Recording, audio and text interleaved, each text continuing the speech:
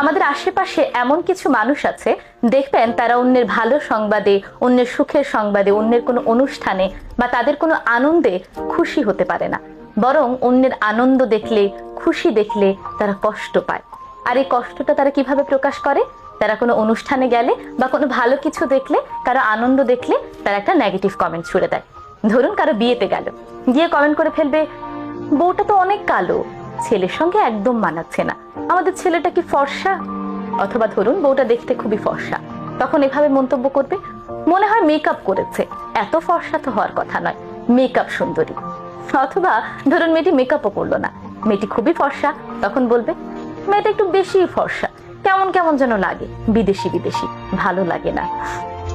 একই জিনিস কিন্তু ছেলেদের ক্ষেত্রে হতে পারে।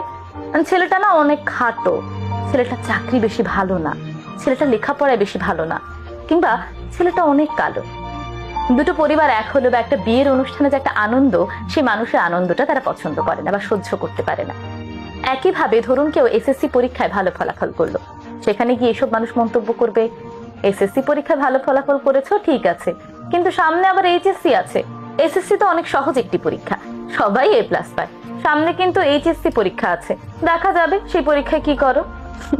আবার এইচএসসি পরীক্ষায় ভালো ফলাফল করলে বলে ফেলে, দেখা যাবে অ্যাডমিশনে কি করো, এমন কত এ প্লাস পায়, অ্যাডমিশন পরীক্ষায় গিয়ে আর কোথাও চান্স পায় না।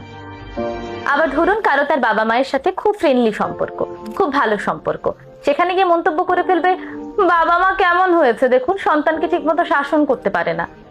এখন বাবা মার সঙ্গে ভালো সম্পর্ক থাকা, বন্ধুত্বমূলক সম্পর্ক থাকা, তার মানে এই নয় তার বাবা মা তাকে শাসন করে না। এই মানুষগুলো আবার সোশ্যাল মিডিয়াতে অনেক বেশি সরব।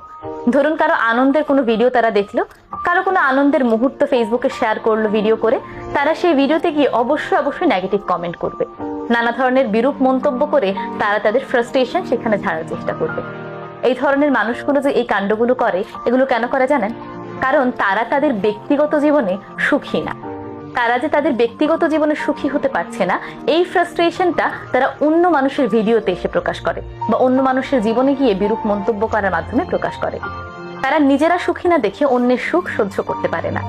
এই ধরনের যে মানুষগুলো আছে তারা কিন্তু প্রতিনিয়ত ফ্রাস্ট্রেশনে ভোগে, তাই অন্যের ভালো মোমেন্ট দেখলে তারা সেটা সহ্য করতে পারে না। তারা ভেতর থেকে নিজেরা সুখী না।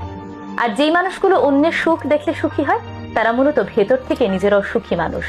আর যারা নেগেটিভ চিন্তা ভাবনা নিয়ে চলেন, তাদের উচিত এই মানসিকতা পরিবর্তন করার, নয়তো তাদের সারা জীবন কষ্টই পেয়ে যেতে হবে মনে মনে।